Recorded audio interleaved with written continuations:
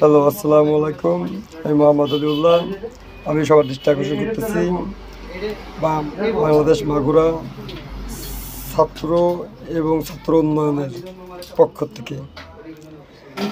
Mister Wakeruzzaman, আপনাকে বলা হয়েছে শর্ট টাইমে সিলিন্ডার করে ফেলতে এবং পুলিশ প্রধানকে বলা হয়েছে শর্ট টাইমে সিলিন্ডার করে ফেলতে।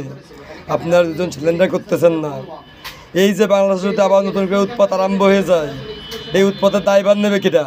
যে ভিডিওগুলো আমি নেটে ছাড়তেছি, এই ভিডিওগুলো আপনারা বন্ধ করে রাখতেছেন, এই ভিডিওগুলো শেয়ার হতে দিচ্ছেন না, এই ভিডিওগুলো লাইক হতে দিচ্ছেন না, ভিউ হতে দিচ্ছেন না। কারণ কি? আমরা কি বুঝি না নাকি? আপনি কি আমার বাংলাদেশের মতো অন্যান্য যেগুলো রাজনীতির রাস্তায় হেঁটে বেড়ায় ওইরকম নেতা ভাবিছেন?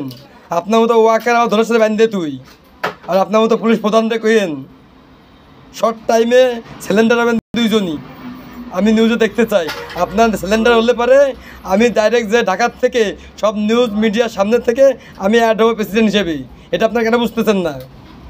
হ্যাঁ, এতদিন তো ইন্ডিয়ার সাথে আঙ্গুল চুষছেন আর ইন্ডিয়া ধন চুষছেন, এখন কি যদি পাকিস্তানের কাছে যাচ্ছেন? পাকিস্তানের সাথে আমার কথা হয়েছে না? ইন্ডিয়া পাকিস্তানের কাছে নিউজ এনে সেই নিউজ আপনারা ইন্ডিয়া পুতিনরে দিচ্ছেন। কারণ কি? আপনার আর্মি প্রধান হিসেবে তো নিয়োগ দেওয়া হয় না, আপনার নিয়োগ দেওয়া শেখ হাসিনা। আপনি শেখ হাসিনা পাঁচটা কুত্তা, এটা তো অন্য কেউ না জানুক, আমি জানি। যেরকম শেখ হাসিনা লন্ডনে পড়াশোনা করে এসেছি লন্ডনেতে, আমি লন্ডনে পড়াশোনা করে এসেছি আমেরিকাতে। খেলা তো লাগবে। এখন বসে রয়েছি মনে করেন কি মাগুরা কলেজের ভিতরে, ওখানে যে আপনি যোগাযোগ করেন। আমাদের স্টুডেন্টরা এরাও রেডি হয়ে যাচ্ছে, আমাদের যে ফোর্স এরাও রেডি হয়ে যাচ্ছে। সামনে আপনাদের আর্মি যদি আপনার কথা মতো মাঠে নামে, প্রত্যেকটা আর্মিরা পেট্রোল জ্বালে আগুন ধরে পুরানো হবে রোডে। কথা কি বুঝতে পারছেন? আগুন জ্বালায় রাস্তায় পুরানো হবে পেট্রোল জ্বালায় আর্মিদের। কি কথা কি বুঝেছেন?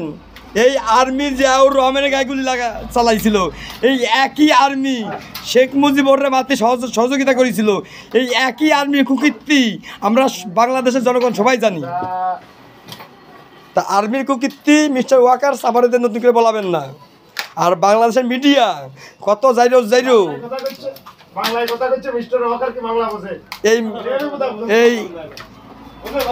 এই বাংলাদেশের মিডিয়া, এই মিডিয়া যে কত বড় যাইরু এটা আমরা জানি।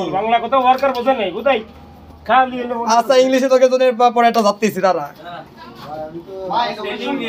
তোরা বেশি করে লাইক দিতে কোষ। ঠিক আছে, এখন আমার ভিডিও সব জায়গায় আমি চাই শেয়ার হোক মিডিয়ার আন্ডারে। আপনি ওয়াকার্স, আপনি বাদ, পুলিশ প্রধানও বাদ এবং হাইকোর্টের জজও বাদ, এই তিনজন বাদ।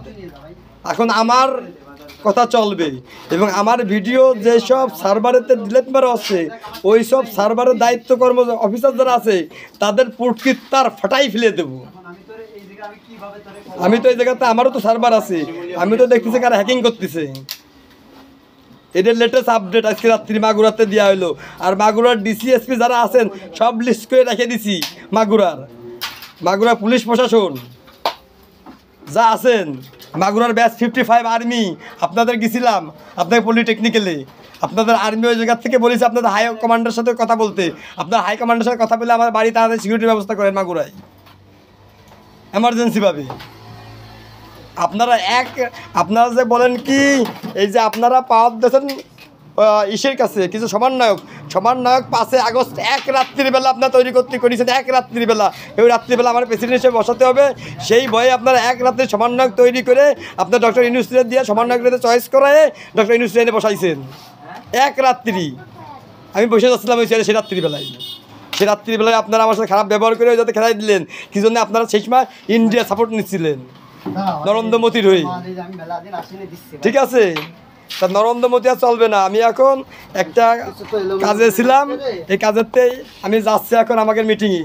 ওই মিটিংয়েতে বাইরে তারপরে আপনি মিস্টার আর্মি প্রধান ওই সাজিয়েছেন না, আর্মি প্রধান তো না, আর্মি প্রধান সাজিয়েছেন। আপনার খুদ ইসলাম হারাম করে দেবো নোটিশ সওয়াল। ওয়াকারুজ্জামান তোর মায়েরে আমি সুদি নেটে পেয়ে গেলাম, যদি পারিস আমার বাল ছিল তাল গাছ তলে বাঁধতে তুই।